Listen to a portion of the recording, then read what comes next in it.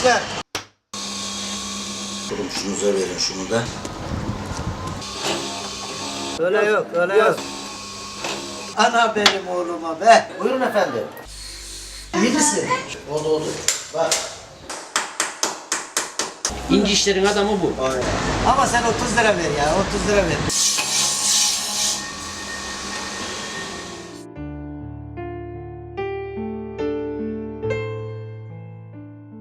Kahraman, zor durumlarda yardıma koşan, 7 gün 24 saat her çağrıldığında orada olan kişiye deniliyorsa eğer, bir çilingirin de gizli kahraman olduğu yadsınamaz bir gerçektir. Kapıda kaldığımızda, kıymetli eşyalarımızın kilidi bozulduğunda yardımımıza koşan gizli kahramanımız Çilingir Ali Usta, bu kez kendi hayatının kilitli kapılarını açarak sanatını anlatacak.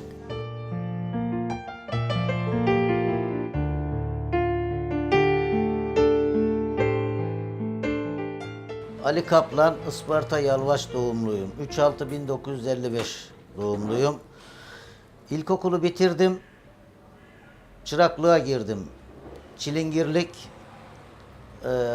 çıraklığına girdim. Çilingirlik derken önce demirciler vardı.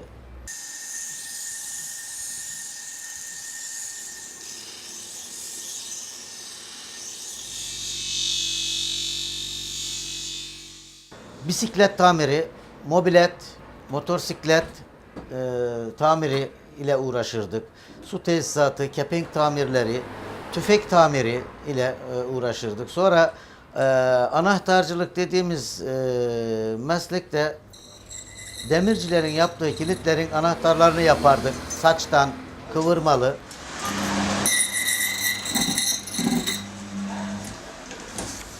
Demirden yapmalı. Eski Anadolu tabiriyle konuşulan frek kilidi derler. Onlarla uğraşırdık. Onları elimizle yapardık. Sonra teknoloji geliştikçe kendimizi geliştirmeye çalıştık. Yalvac'ın teknolojik anahtarcısı ben oldum. Yalvac'ın tarihiyim. Bir müddet çalıştıktan sonra işte İstanbul'a geldik.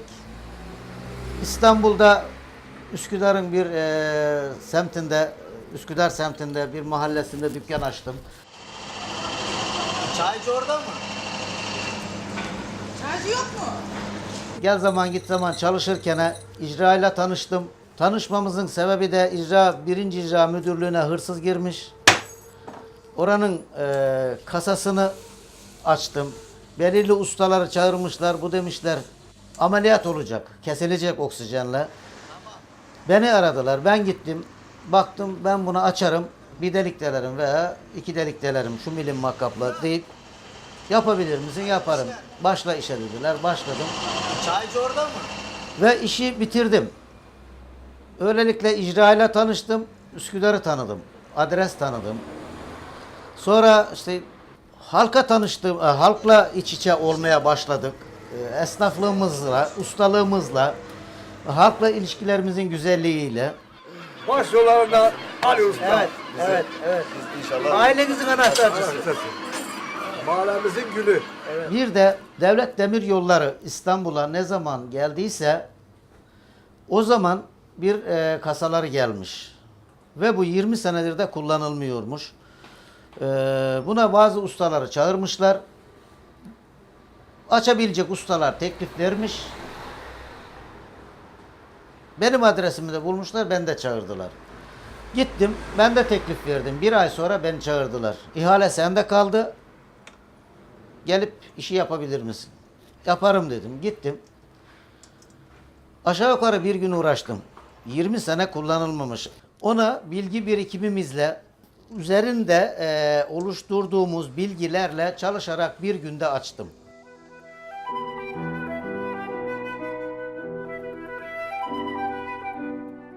Çilingirler ve Anahtarcılar Derneği ile odasının yönetiminde bulunarak mesleki sorunlara çözümler bulmaya çalışmış duyarlı bir vatandaş olan Ali Usta, çilingirliğin vasıflandırılmasının önemini vurguluyor.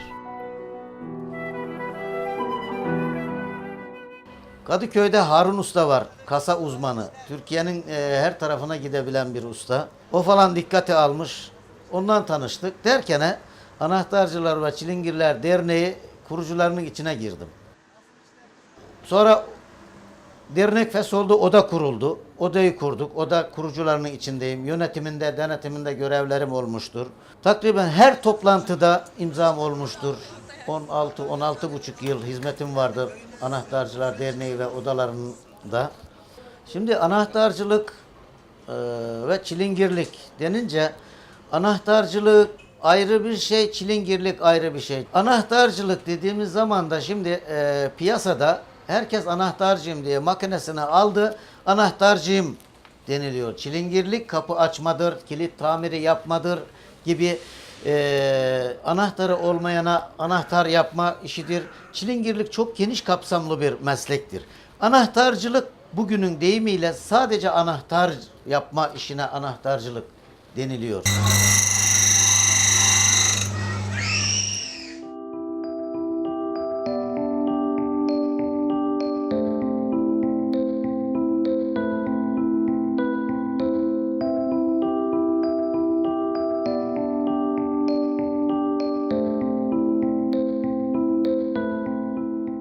Ali Usta'nın dükkanında dikkatimizi çeken bir diğer detay da askıdaki anahtarlar.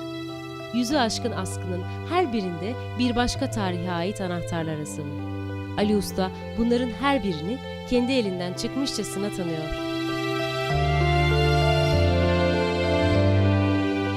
Eskiden eski kilitlerimiz vardı. Macar kilitler vardı, Rox kilitler vardı.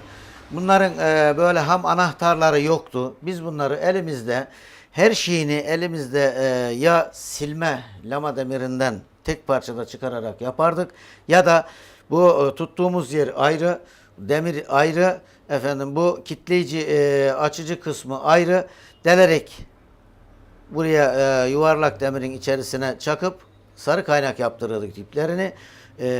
Bu tuttuğumuz kısmı da demir kaynağı yapardık. Sonra tesviye eder. Sonra kilide göre bunları tek dişlerini işlerdik. Buna halkın dilinde frek kilidi derlerdi. Anahtar yapma işini kaldırdılar maalesef. Anahtarı yoksa göbeği yerinden de çıkaramıyorsun. Vidasını sök, göbek çıkmıyor. Göbeği kırıp çıkarıyoruz. Ne oluyor? Anahtarcının anahtar yapma sanatı geberdi. Kırıp yenisini takıyoruz. Göbeği kırıp çıkarıyoruz. Anahtarın yeni göbeğini takıyoruz. Anahtar yapamıyoruz. Bu iş geberdi. Emniyet kilidi takardık hırsızlıklara karşı. O iş bitti efendim. Köşeben takardık. O iş bitti efendim. Şimdi çelik kapılar çıktı. Çelik kapılarda çift kilit, merkezi kilit.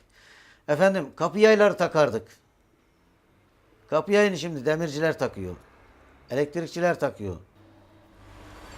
Eskiden oda anahtarını getirirdi. Gardırobunun anahtarını getirirdi. Bana bundan lazım derdi, yedek. Bal mumu kalıbı dediğimiz öyle derlerdi. Bal mumuna bastırırdık. Böyle bastırırdık. Bu anahtarın şekli çıkardı. Yani burası arka yüzü, burası ön yüzü. Kanal kısmı burası. Ve bazılarında şuralarında dişler vardı. Onlar çıkardı. Ona göre elimizde böyle demirden yapardık. Bunları böyle şimdiki gibi satılmazdı. O kalıba işleyerek koyup ölçerdik.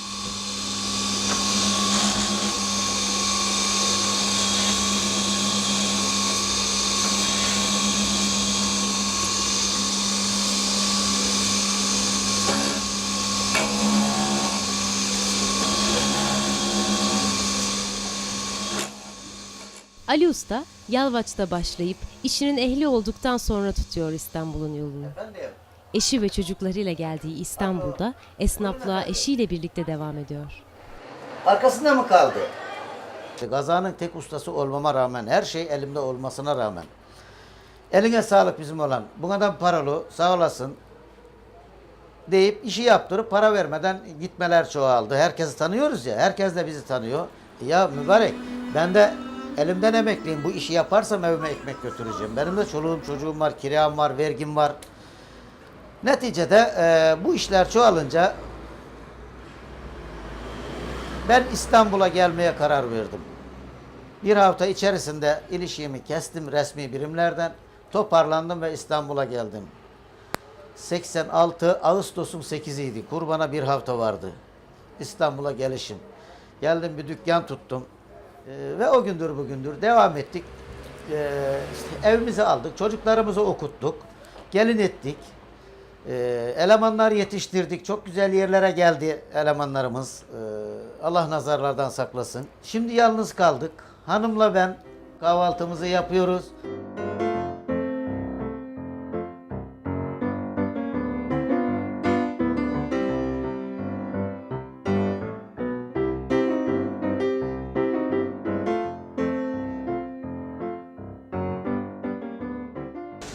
Hadi gidelim artık.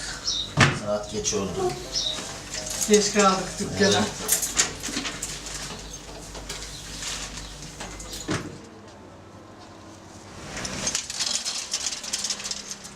Hanımla beraber kalkıp dükkanımıza geliyoruz.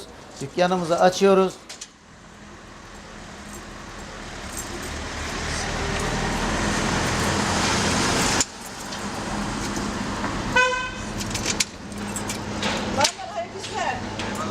Ömer hayırlı işler. Temizliğimizi, paspasımızı yapıyoruz. Camlarımızı siliyoruz. Hanımım dükkanın hem kalfası, hem sekreteri, hem patronu. Ben onun işçisiyim. Hayırlı işler. Dükkanın önüne oturup komşularla esnaf sohbetine başlıyoruz. Oğlum Ahmet bize 2-3 tane çay getir hadi kardeşim. Niye beni sevmiyor musun? Sen de mi geldin lan? Ya kardeşim bak bir adam daha geldi. Komşularsa bir komşumuza bir çay getir. Ahmet. Ya Çaylar Ali Bey'de adamız. Çaylar Ali Bey'de. Tamam. Getir kardeşim. 5 lezzet çay. Getir Oğlum millete çaylar getir. benden ya getirsen kardeşim. Başla suyu. Getir herkese getir. Kilitli kalan oluyor, asma kilit alacak oluyor, efendim göbek değiştirecek oluyor. Buna benzer işte müşterilerimize hizmet vermekteyiz.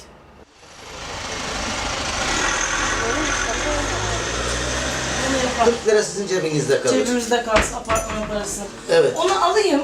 Kaç tane isterseniz gelirsiniz, üç tane anahtarını var. çoğaltırız. Ben Emine Kaplan.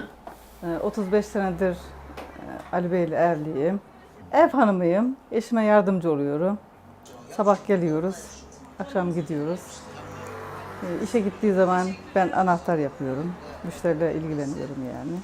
Ben aslında anahtarcı olduk yani. Ev hanımıydık, anahtarcı olduk yani.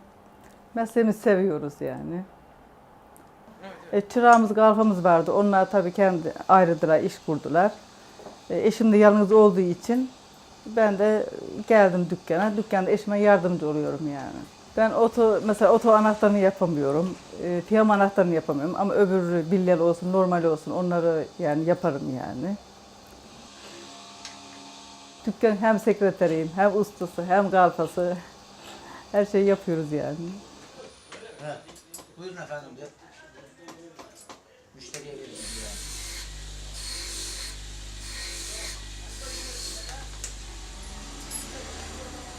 Şeyi de tat, isimliği de tat ve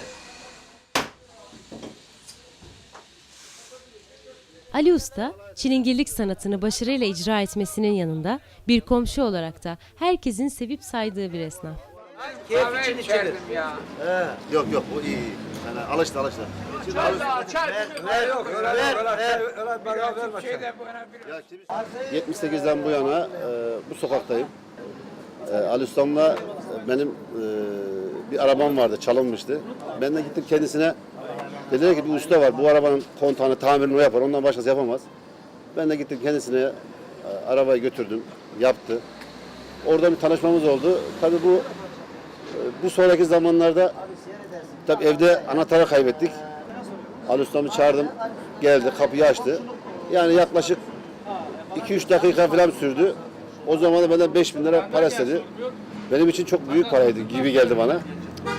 Dedim Ali Ustam, bu dost işi falan dedi Ahmet abi bu sefer dedim tamam. Anladın mı? Yerime bir tane ihtiyar koyayım da. Tam fırsat buldun şimdi dayan gitsin. He. Öyle yok, öyle Biraz yok. sonra Daha sonra ben de gittim 3 tane anahtar yaptım, komşulara dağıttım. Dedim ki bakın bir daha anahtar kaybolursa bu parayı vermek istemiyorum. Hayatta hiçbir iş yapmaz. Hiçbir iş yapmaz. Ulan Zaza! Ulan köylü şahımızdan beni unutma. Ya Kemal abi nerede kalsın ağlan Allah razı olsun. Sen hain dedin ben paşayım Ben yine dedim. haklıyım. Tıraşa gelmeye başladı. Ondan sonra dostluğumuz ilerledi. Daha sonra ilerledikten sonra Ali Ustam dedi ki ya ben dedi yerim iyi değil. Bana dedi buralardan bir dükkan ayarla. Aklında olsun. Buraya gelmek istiyorum diye. Sonra tam dükkanın karşısında bir yer boşalmıştı. Dedim ki gel sen burayı tamir et. Burada kal. Burası güzel. Sen de iş yaparsın. Hem dedim beraber burada biz sana yardımcı oluruz falan. Sağ olsun karşımıza geldi. Kaç aşağı yukarı 12-13 senedir burada. Kendisiyle dostluğumuz çok iyidir. Sağ olsun bizi hiç kırmaz. Ustalığı iyidir, esnaflığı iyidir. Komşuluğu iyidir. Hani bir laf vardır, ev alma komşu al. İş yerinde de komşu çok önemli. Sen düşün Kemal abi. Biz bu yazın gidiyoruz Ali Usta'yla. Kiraz abi. Kiraz. Tamam biz tatile gideceğiz ya. O da şimdi düşünüyor. Bunlar diye yapamaz diye. Gelin kardeşim gelin. Ali Usta gece gündüz dinlemeden 7 gün 24 saat oradan oraya koşuştururken kimi zaman kötü niyetli müşterileri yüzünden mahkemelik dahi olabiliyor. 24 saat 7-24 hizmet vermekteyiz. Kitli kalanlar arıyorlar. Dükkanı kapattıksa gece 2, 3, 5 her zaman gidip hizmet veriyoruz. Tabii bunlar bir teyit karşısında sorularımızın doğru neticesinde gidiyoruz. Karakollarla istişareliyiz. Gece mesela birileri yakalanacaksa bizi araştırmadan gelip alıyorlar, gidiyoruz, hallediyoruz. Tamam efendim, tamam. Nerededir yeriniz? Vatandaş arıyor, gece uykudan uyanıyorsun. Polis arıyor, hırsız girmiştir, birisi intihar etmiştir. Mesela arıyor polis, gidiyorum, bakıyorum adam asmış kendini. Tabii bizim görevimiz kapaşmak, bunları görüyoruz, böyle bir şok yaşıyoruz. İşte savcıyı bekleniyor, ondan sonra şerit çekiliyor. Biz onları işimizi bitiriyoruz, dönüyoruz dükkanımıza. Bizi kullanmaya kalkıyorlar gece ve gündüz, kötü niyetli insanlar. Biz birkaç soru soruyoruz teyit için.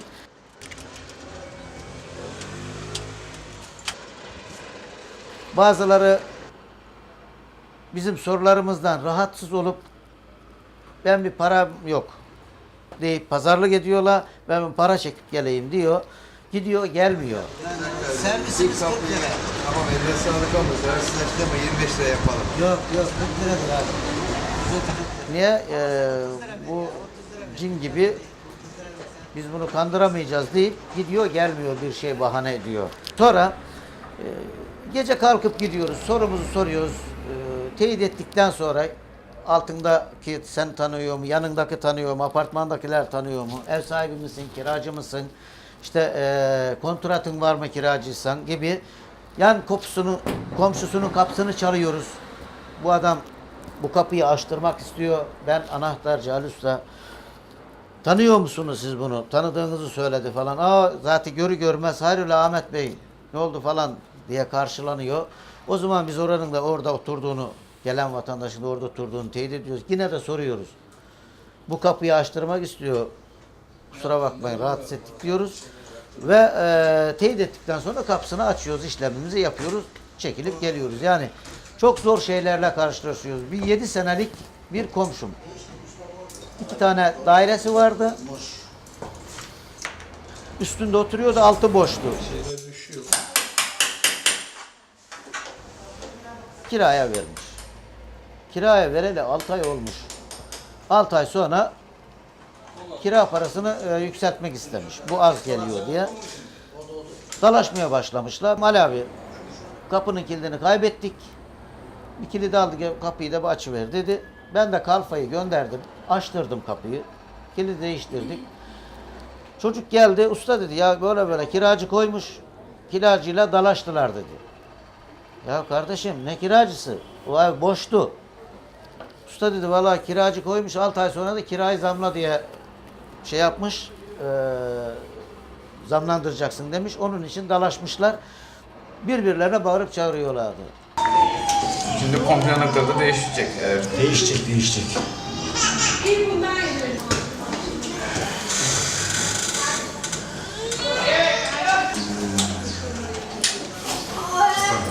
Bu göbek değişiyor.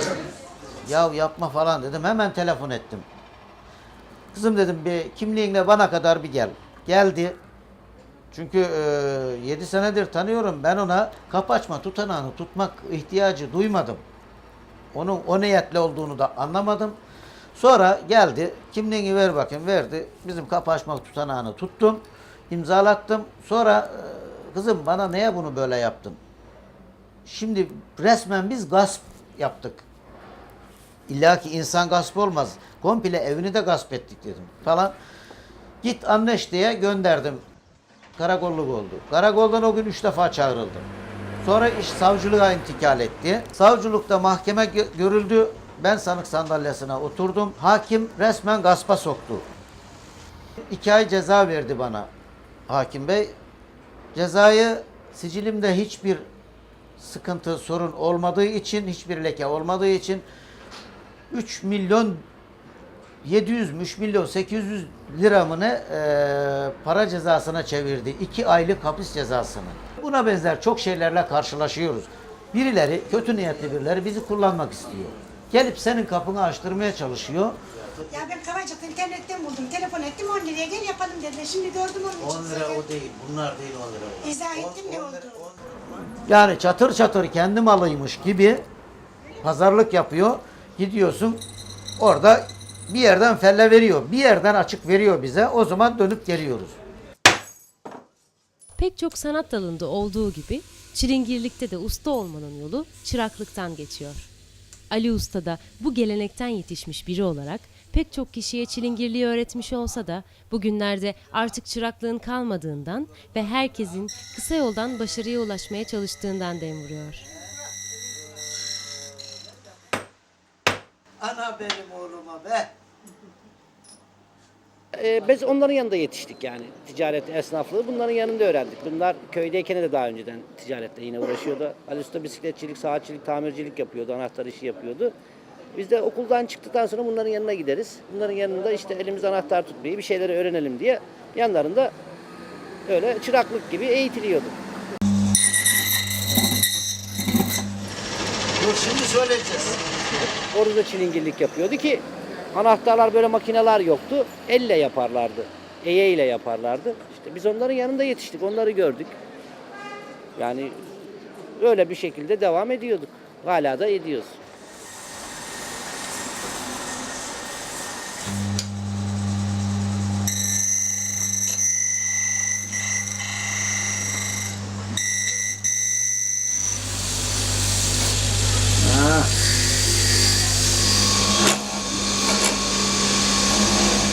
Çırak bulamıyoruz şimdi. Çırak bulamıyoruz. Kapıdan girerken kaç para vereceksin diyor. Çırak da olsa, gelen çırak da olsa, çırak adayı da olsa, annesi babası da olsa, ben buna ne veririm arkadaş? Gözü para kazanmakla geliyor, kafası para kazanmakla geliyor. Ben buna sanat verebilir miyim? Yani benim babam ustama çevresindeki bütün sevdiği, saydığı insanları devreye sokarak beni ustama çırak verdi. Denildiği zaman bu dükkanın armasıdır, işaretidir. Evet, götür getir ha. Memleketimize her sene sık sık gider geliriz. Ana baba ziyareti, sıla ziyareti, toprak ziyareti. Tabii İstanbul'a geldik bir 5 sene memlekete gidemedik. Yani toprağını öpesim geldi böyle. O kadar acıktım, o kadar özledim ki memleketimi böyle. Aklıma geldikçe gözlerim dolardı gidemedim diye. Tabii bazı bunlar şartların getirdiği sıkıntılardan dolayı bir birikimimiz yoktu. Bakalım ya kısmet. Hanımın emekliliğini bekliyoruz. İşte kısmetse gideceğiz. İşte 4 senemiz falan var. Bitirir bitirmez İstanbul'un stresinden kurtulmayı düşünüyoruz. Bakalım ya kısmet diyoruz.